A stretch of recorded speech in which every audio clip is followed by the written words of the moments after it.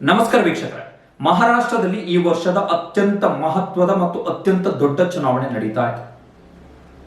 ಬೃಹತ್ ಮುಂಬೈ ಮಹಾನಗರ ಪಾಲಿಕೆಗೆ ನಾಡಿದ್ದು ಅಂದರೆ ಜನವರಿ 15ನೇ ತಾರೀಕು ಮತದಾನ ನಡೆಯಲಿದೆ. ಈ ವರ್ಷದ ಅತ್ಯಂತ ಮಹತ್ವದ ಚುನಾವಣೆ. ಮುಂಬೈ ಮಹಾನಗರ ಪಾಲಿಕೆ ಇಡೀ ದೇಶದಲ್ಲೇ ಅತ್ಯಂತ ದೊಡ್ಡ ನಗರ ಸ್ಥಳೀಯ ಸಂಸ್ಥೆಗಳಲ್ಲಿ ಒಂದು, ಜೊತೆಗೆ ಇಡೀ ದೇಶದಲ್ಲೇ ಅತಿ ಹೆಚ್ಚು ಬಜೆಟ್ ಅನ್ನು ಹೊಂದಿರುವಂತಹ ನಗರ ಪಾಲಿಕೆ ಮುಂಬೈ ನಗರ ಪಾಲಿಕೆ. ಬೃಹತ್ ಮುಂಬೈ ನಗರ ಪಾಲಿಕೆಯ ಬಜೆಟ್ನ ಮೊತ್ತವೇ 76,000 ಕೋಟಿ ರೂಪಾಯಿ. ಸೊ ದೊಡ್ಡ ನಗರ ಪಾಲಿಕೆ. ಈ ಹಿನ್ನೆಲೆಯಲ್ಲಿ ಅತ್ಯಂತ ಮಹತ್ವದ ಚುನಾವಣೆ. ಜೊತೆಗೆ 2024ರ ಲೋಕಸಭಾ ಚುನಾವಣೆಯಲ್ಲಿ ಮಹಾವಿಕಾಸ್ ಅಘಾಡಿ ಅಥವಾ ಮಹಾಮೈತ್ರಿಕೂಟಕ್ಕೆ ಪ್ರಚಂಡ ಜಯ ಸಿಕ್ಕಿತ್ತು ಮಹಾರಾಷ್ಟ್ರದಲ್ಲಿ. ಆದರೆ ವಿಧಾನಸಭಾ ಚುನಾವಣೆಯಲ್ಲಿ ಮಹಾವಿಕಾಸ್ ಅಘಾಡಿ ಹೀನಾಯವಾಗಿ ಸೋಲ್ತು. ಮಹಾಯುತಿ ಮೈತ್ರಿಕೂಟ ಭರ್ಜರಿ ಗೆಲುವನ್ನು ಸಾಧಿಸಿತು. ಅದಾದ ಬಳಿಕ ಇತ್ತೀಚೆಗಷ್ಟೇ ಮುಕ್ತಾಯಗೊಂಡಂತಹ ಸ್ಥಳೀಯ ಸಂಸ್ಥೆಗಳ ಚುನಾವಣೆಗಳಲ್ಲೂ ಕೂಡ ಮಹಾಯುತಿ ಮೈತ್ರಿಕೂಟ ಭಾರಿ ಮೇಲುಗೈಯನ್ನು ಸಾಧಿಸಿದೆ. ಆ ಹಿನ್ನೆಲೆಯಲ್ಲಿ ಮುಂದಿನ ರಾಜಕೀಯದ ತಿರುವುಗಳಿಗೆ ಸಂಬಂಧಪಟ್ಟ ಹಾಗೆ ಮುಂದಿನ ರಾಜಕೀಯ ಯಾವ ರೀತಿ ಮಹಾರಾಷ್ಟ್ರದಲ್ಲಿ ಫಾರ್ಮ್ ಆಗಬಹುದು ಎನ್ನುವುದಕ್ಕೆ ಬೃಹತ್ ಮುಂಬೈ ಮಹಾನಗರ ಪಾಲಿಕೆಗೆ ನಡೆಯಲಿರುವಂತಹ ಚುನಾವಣೆ ಮಹತ್ವವನ್ನು ಪಡ್ಕೊಂಡಿದೆ. ಒಟ್ಟು 227 ವಾರ್ಡ್ಗಳು ಇರತಕ್ಕಂತಹ ಮುಂಬೈ ಮಹಾನಗರ ಪಾಲಿಕೆಗೆ 1,700 ಮಂದಿ ಅಭ್ಯರ್ಥಿಗಳು ಕಣದಲ್ಲಿದ್ದಾರೆ. ಅದರಲ್ಲಿ 879 ಮಂದಿ ಮಹಿಳೆಯರು, 821 ಮಂದಿ ಪುರುಷ ಅಭ್ಯರ್ಥಿಗಳು ಕಣದಲ್ಲಿದ್ದಾರೆ. Very important election. ಕಾರಣ, ದೀರ್ಘಾವಧಿಯ ಬಳಿಕ ಮಹಾರಾಷ್ಟ್ರದ ರಾಜಕಾರಣದಲ್ಲಿ ಉದ್ಧವ್ ಠಾಕ್ರೆ ಮತ್ತು ರಾಜ್ ಠಾಕ್ರೆ ಇಬ್ಬರೂ ಕೂಡ ಒಂದಾಗಿದ್ದಾರೆ. ರಾಜಕೀಯವಾಗಿ ಇಬ್ಬರೂ ಕೂಡ ಒಂದಾಗಿದ್ದಾರೆ. ಯುಬಿಟಿ ಅಥವಾ ಉದ್ಧವ್ ಠಾಕ್ರೆ ಶಿವಸೇನೆ ಮತ್ತು ಮಹಾರಾಷ್ಟ್ರ ನವನಿರ್ಮಾಣ ಸೇನೆ ಏನಿದೆ MNS, ಇದು ಎರಡೂ ಕೂಡ ಮೈತ್ರಿಯನ್ನ ಮಾಡಿಕೊಂಡು ಈ ಪಾಲಿಕೆಯ ಚುನಾವಣೆಯಲ್ಲಿ ಕಂಟೆಸ್ಟ್ ಅನ್ನ ಮಾಡ್ತಾ ಇದ್ದಾರೆ.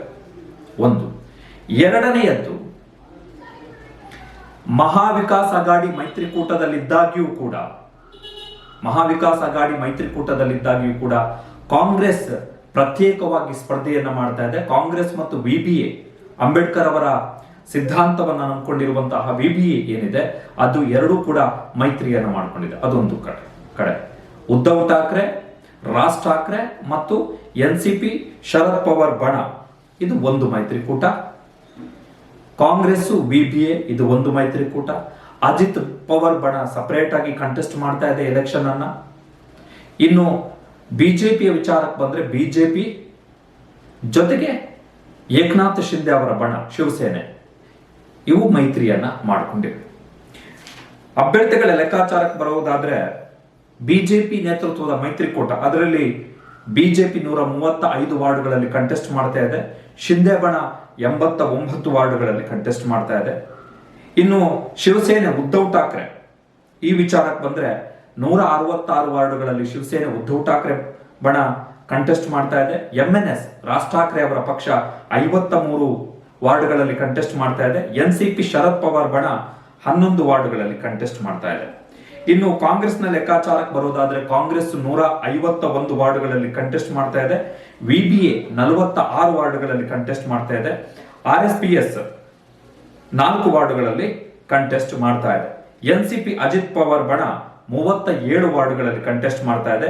CPIM 9 ವಾರ್ಡ್ಗಳಲ್ಲಿ ಕಂಟೆಸ್ಟ್ ಮಾಡ್ತಾ ಇದೆ. SP ಸಮಾಜವಾದಿ ಪಾರ್ಟಿ ಏನಿದೆ ಅದು 30 ವಾರ್ಡ್ಗಳಲ್ಲಿ ಕಂಟೆಸ್ಟ್ ಮಾಡ್ತಾ ಇದೆ. ಅತ್ಯಂತ ವಿಚಿತ್ರವಾದಂತಹ ಎಲೆಕ್ಷನ್ ಈ ಬೃಹತ್ ಮುಂಬೈ ಮಹಾನಗರ ಪಾಲಿಕೆಯ ಚುನಾವಣೆ ಏನಿದೆ, ಅತ್ಯಂತ ವಿಚಿತ್ರವಾದಂತಹ ಎಲೆಕ್ಷನ್. ಕಾರಣ, ಮೈತ್ರಿಕೂಟಗಳಲ್ಲಿರ್ತಕ್ಕಂತಹ ಪಾಲುದಾರ ಪಕ್ಷಗಳಲ್ಲೇ ಅಪನಂಬಿಕೆಯೊಂದಿಗೆ ನಡೀತಾ ಇರುವಂತಹ ಚುನಾವಣೆ. ಏಕನಾಥ್ ಶಿಂದೆ ಬಣ ಮತ್ತು ಬಿಜೆಪಿಯ ನಡುವೆ ಸಂಘರ್ಷ ಇದೆ. ಓಪನ್ ಸಂಘರ್ಷ, ಎಲ್ರಿಗೂ ಗೊತ್ತಿರುವ ಹಾಗೆ ಓಪನ್ ಸಂಘರ್ಷ ಇದೆ ಏಕನಾಥ್ ಶಿಂದೆ ಬಣ ಮತ್ತು ಬಿಜೆಪಿಯ ನಡುವೆ. ಇದು ಒಂದು. ಅಜಿತ್ ಪವಾರ್ ಬಣ ಮತ್ತು ಬಿಜೆಪಿಯ ನಡುವೆ ನೇರ ಸಂಘರ್ಷ ಇದೆ. ಅಜಿತ್ ಪವಾರ್ ಅವರು ನೇರವಾಗಿ ಬಿಜೆಪಿಯ ವಿರುದ್ಧ ನಿರಂತರ ವಾಗ್ದಾಳಿಯನ್ನು ಮಾಡ್ತಾ ಇದ್ದಾರೆ. ಈ ಒಂದು ಸರ್ಕಾರದ ಭಾಗವಾಗಿದ್ರೂ ಕೂಡ ಅಜಿತ್ ಪವಾರ್ ಬಿಜೆಪಿಯನ್ನ ನೆಚ್ಕೊಂಡು ಕೂತಿಲ್ಲ. ಅಜಿತ್ ಪವಾರ್ ಮತ್ತೆ SP ಜೊತೆಗೆ ಶರದ್ ಪವಾರ್ ಬಣ NCP ಏನಿದೆ ಅದ್ರ ಜೊತೆಗೆ ಕೈಯನ್ನು ಜೋಡಿಸಿದ್ದಾರೆ. ಇತ್ತ MNS ಇತ್ತೀಚಿನವರೆಗೆ ಬಿಜೆಪಿಯ ಜೊತೆಗೆ ಗುರುತಿಸಿಕೊಂಡಿದ್ದಂತಹ ಪಕ್ಷ, ಆದ್ರೆ ಈಗ ಅದು ಮತ್ತೆ ಉದ್ಧವ್ ಠಾಕ್ರೆ ಅವರ ಜೊತೆಗೆ ಮೈತ್ರಿಯನ್ನ ಮಾಡಿಕೊಂಡಿದೆ. ಇತ್ತ ಕಾಂಗ್ರೆಸ್ ಮತ್ತು ವಿಬಿಎ ಚುನಾವಣೆಯ ಸಂದರ್ಭದಲ್ಲಿ, ವಿಧಾನಸಭಾ ಚುನಾವಣೆಯ ಸಂದರ್ಭದಲ್ಲಿ ಕಾಂಗ್ರೆಸ್ನ ಜೊತೆಗೆ ಮೈತ್ರಿಯನ್ನ ಮಾಡಿಕೊಂಡಿರಲಿಲ್ಲ ವಿಬಿಎ. ಆದ್ರೆ ಈ ಎಲೆಕ್ಷನ್ ನಲ್ಲಿ ವಿಬಿಎ ಕಾಂಗ್ರೆಸ್ನ ಜೊತೆಗೆ ಮೈತ್ರಿಯನ್ನು ಮಾಡಿಕೊಂಡಿದೆ. ಸೊ ಮಿತ್ರರು, ಪಾಲುದಾರ ಪಕ್ಷಗಳ ನಡುವೆಯೇ ಸಂಘರ್ಷ, ಒಂಥರ ವಿಚಿತ್ರವಾದಂತಹ ಚುನಾವಣೆ ಇತ್ತು. ಬಟ್ ಇಲ್ಲಿ ವೆರಿ ಇಂಪಾರ್ಟೆಂಟ್ ಅಂಶಗಳೇನು ಈ ಚುನಾವಣೆಯಲ್ಲಿ ಅಂತ ಹೇಳಿ, ಒಂದು ಮಹಾರಾಷ್ಟ್ರ ಮತ್ತು ಮರಾಠರ ಅಸ್ಮಿತತೆಯ ಬಗ್ಗೆ ಈ ಚುನಾವಣೆಯಲ್ಲಿ ಸಾಕಷ್ಟು ಚರ್ಚೆಯನ್ನು ಮಾಡಲಾಗಿದೆ. ಅದರಲ್ಲೂ ವಿಶೇಷವಾಗಿ ದಕ್ಷಿಣ ಭಾರತದಲ್ಲಿ, ಅದರಲ್ಲೂ ವಿಶೇಷವಾಗಿ ತಮಿಳುನಾಡಿನಲ್ಲಿ ಬಿಜೆಪಿಯನ್ನು ಅಧಿಕಾರಕ್ಕೆ ತಂದೇ ತರ್ತೇನೆ ಎನ್ನುವಂತಹ ಉಮೇದಿನೊಂದಿಗೆ ಬಿಜೆಪಿಗೆ ಸೇರಿ ತಮಿಳುನಾಡಿನಲ್ಲಿ ಕಸರತ್ತುಗಳನ್ನು ಮಾಡಿ ವಿಫಲರಾಗಿರುವಂತಹ ಅಣ್ಣಾಮಲೈ ಮುಂಬೈಗೆ ಹೋಗಿ ಕೊಟ್ಟಂತಹ ಒಂದು ಸ್ಟೇಟ್ಮೆಂಟ್ ಕಳೆದ 3 ದಿನಗಳಿಂದ MNS, ಉದ್ಧವ್ ಠಾಕ್ರೆ ಜೊತೆಗೆ ಮಹಾರಾಷ್ಟ್ರದ ಇತರೆ ವಿರೋಧ ಪಕ್ಷಗಳಿಗೆ ಬಿಜೆಪಿಯ ವಿರುದ್ಧ ಪ್ರಮುಖ ಅಸ್ತ್ರವಾಗಿದೆ. ಅಣ್ಣಾಮಲೈ ಹೋಗಿ ಹೇಳೋದು ಮುಂಬೈ ಮಹಾರಾಷ್ಟ್ರದ ಭಾಗ ಅಲ್ಲ ಅಂತ ಹೇಳಿ, ಇದು ಇಂಟರ್ನ್ಯಾಷನಲ್ ಸಿಟಿ ಅಂತ ಹೇಳಿ. ಸೊ ಅದನ್ನ ಪ್ರಮುಖ ಅಂಶವಾಗಿ ಇಟ್ಕೊಂಡು ವಿಶೇಷವಾಗಿ ರಾಜ್ ಠಾಕ್ರೆ ಅವರು ಬಹಿರಂಗ ವೇದಿಕೆಯಲ್ಲೇ ಪ್ರಶ್ನೆಗಳನ್ನ ಮಾಡೋದು. ಅಣ್ಣಾಮಲೈ ಇಲ್ಲಿ ಬಂದು ಇದನ್ನೆಲ್ಲ ಮಾತಾಡಲಿಕ್ಕೆ, ಅಣ್ಣಾಮಲೈ ಯಾರು? 1960ರ ದಶಕದಲ್ಲಿ ಮರಾಠ ಮತ್ತು ಮಹಾರಾಷ್ಟ್ರದ ಅಸ್ಮಿತತೆಯ ಬಗ್ಗೆ ಆಗ ಬಾಳ್ ಠಾಕ್ರೆ ಅವರು ಕೊಟ್ಟಂತಹ ಒಂದು ಸ್ಟೇಟ್ಮೆಂಟ್, ಹಟಾವೋ ಲುಂಗಿ ಬಜಾವೋ ಪುಂಗಿ ಅಂತ ಹೇಳಿ. ಸೊ ಆ ಸ್ಟೇಟ್ಮೆಂಟ್ ಅನ್ನ ಮತ್ತೆ ರಾಜ್ ಠಾಕ್ರೆ ಅವರು ಕೊಟ್ಟಿದ್ದಾರೆ. ಮರಾಠರ ಹಿತಕ್ಕೋಸ್ಕರ, ಮಹಾರಾಷ್ಟ್ರದ ಹಿತಕ್ಕೋಸ್ಕರ ಈ ಚುನಾವಣೆಯನ್ನ ನಾವು ಎದುರಿಸಬೇಕಾಗುತ್ತೆ, ನಾವು ಅದರ ಆಧಾರದಲ್ಲಿ ಚುನಾವಣೆಗೆ ಹೋಗ್ತಾ ಇದ್ದೀವಿ ಅಂತ ಹೇಳಿ. ಒಂದು. ಎರಡನೆಯದ್ದು ವೆರಿ ಇಂಪಾರ್ಟೆಂಟ್ ಅಂಶ ಏನು ಅಂತ ಹೇಳಿದ್ರೆ, ಅದಾನಿ ಯಾವ ರೀತಿ ಮಹಾರಾಷ್ಟ್ರದಲ್ಲಿ ತನ್ನ ಕಬಂಧ ಬಾವುಗಳನ್ನು ಚಾಸ್ತಾ ಇದ್ದಾರೆ ಎನ್ನುವಂಥದ್ದು ಒಂದು. ಜೊತೆಗೆ ಮಹಾರಾಷ್ಟ್ರಕ್ಕೆ ಈ ಹಿಂದೆ ಮಂಜೂರಾಗಿದ್ದಂತಹ ಪ್ರಮುಖ ಕೈಗಾರಿಕೆಗಳು ಅಥವಾ ಯೋಜನೆಗಳು ಹೇಗೆ ಅದಾನಿ ಮತ್ತು ನರೇಂದ್ರ ಮೋದಿ ಕಾಂಬಿನೇಷನ್ ನ ಕಾರಣಕ್ಕೋಸ್ಕರ ಮಹಾರಾಷ್ಟ್ರದಿಂದ ಗುಜರಾತಿಗೆ ಹೇಗೆ ಸ್ಥಳಾಂತರಗೊಂಡು ಹೇಗೆ ಮಹಾರಾಷ್ಟ್ರಕ್ಕೆ ಅನ್ಯಾಯ ಮಾಡಲಾಯಿತು ಎನ್ನುವಂಥದ್ದು. ಸೊ ಅದನ್ನ ಕೂಡ ಚುನಾವಣಾ ಪ್ರಚಾರಗಳಲ್ಲಿ ದೊಡ್ಡ ಪ್ರಮಾಣದಲ್ಲಿ ಬಳಸಿಕೊಳ್ಳಲಾಗಿದೆ.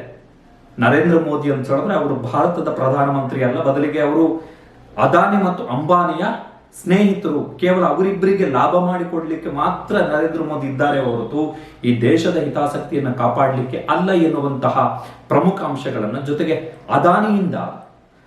ಜೊತೆಗೆ ಬಿಜೆಪಿಯಿಂದ, ಅದರಲ್ಲೂ ವಿಶೇಷವಾಗಿ ನರೇಂದ್ರ ಮೋದಿ ಅವರಿಂದ ಅದಾನಿಗೆ ಹೇಗೆಲ್ಲ ಅನುಕೂಲಗಳನ್ನು ಮಾಡಿಕೊಡಲಾಯಿತು, ಹೇಗೆ ದೇಶದ ಪ್ರಮುಖ ಸಂಪತ್ತುಗಳನ್ನು, ಪ್ರಮುಖ ಅಸೆಟ್ಗಳನ್ನು ಹೇಗೆ ಅದಾನಿಯ ಕೈಗೆ ನರೇಂದ್ರ ಮೋದಿ ಅವರು ಕೊಡ್ತಾ ಇದ್ದಾರೆ ಅಂತ ಹೇಳಿ ವಿತ್ ಗ್ರಾಫಿಕ್ಸ್ ಚುನಾವಣಾ ಪ್ರಚಾರದಲ್ಲಿ MNS ಮತ್ತು ಶಿವಸೇನೆ ಉದ್ಧವ್ ಠಾಕ್ರೆ ಬಣ ಪ್ರಚಾರವನ್ನ ಮಾಡ್ತಾರೆ.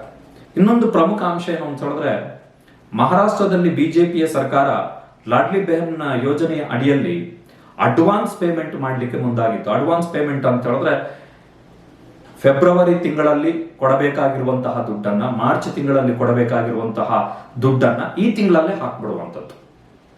ಕಾರಣ ಏನು ಅಂತ ಹೇಳಿದ್ರೆ, ಎಲೆಕ್ಷನ್ ಇದೆ ಅಂತ ಹೇಳಿ ಜನವರಿ 15ನೇ ತಾರೀಕು ಮತದಾನ ಇರುವ ಹಿನ್ನೆಲೆಯಲ್ಲಿ ಅಡ್ವಾನ್ಸ್ ಪೇಮೆಂಟ್ ಅನ್ನ ನಾವು ಮಾಡ್ತೀವಿ ಎನ್ನುವಂತಹ ಮನವಿಯನ್ನ ಮಹಾರಾಷ್ಟ್ರದ ಚುನಾವಣಾ ಆಯೋಗಕ್ಕೆ, ರಾಜ್ಯ ಚುನಾವಣಾ ಆಯೋಗ, ಕಾರಣ ಏನು ಅಂತ ಹೇಳಿದ್ರೆ ನಗರ ಸ್ಥಳೀಯ ಸಂಸ್ಥೆಗಳು ಮತ್ತು ಪಂಚಾಯತ್ಗಳ ಚುನಾವಣೆಯನ್ನು ನಡೆಸುವಂಥದ್ದು ರಾಜ್ಯಗಳಲ್ಲಿರುವಂತಹ ಚುನಾವಣಾ ಆಯೋಗ, ಅವರ ಅನುಮತಿಯನ್ನ ಕೇಳಿತ್ತು. ಆದ್ರೆ ರಾಜ್ಯದ ಮಹಾರಾಷ್ಟ್ರ ಚುನಾವಣಾ ಆಯೋಗ ಅನುಮತಿಯನ್ನ ಕೊಟ್ಟಿಲ್ಲ. ನೀವು ಅಡ್ವಾನ್ಸ್ ಪೇಮೆಂಟ್ ಮಾಡೋಂಗಿಲ್ಲ. ಅಡ್ವಾನ್ಸ್ ಪೇಮೆಂಟ್ ಅಂದ್ರೆ ಮಾರ್ಚ್ ಮತ್ತು ಫೆಬ್ರವರಿ ತಿಂಗಳ ಯೋಜನೆಯ ಮೊತ್ತವನ್ನು ಈಗಲೇ ಹಾಕುವಂಥದ್ದು. ಆಗ ಏನ್ ಮಾಡ್ತಾರೆ, ಸಹಜವಾಗಿ ಮಹಿಳಾ ಮತದಾರರು ಸರ್ಕಾರದ ಪರವಾಗಿ, ಅಂದ್ರೆ ಬಿಜೆಪಿ ಅಭ್ಯರ್ಥಿಗಳ ಪರವಾಗಿ ಅಥವಾ ಬಿಜೆಪಿ ಮಿತ್ರ ಪಕ್ಷಗಳ ಅಭ್ಯರ್ಥಿಗಳ ಪರವಾಗಿ ಮತವನ್ನು ಹಾಕ್ತಾರೆ ಎನ್ನುವಂಥದ್ದು ಬಿಜೆಪಿಯ ಲೆಕ್ಕಾಚಾರ ಇತ್ತು.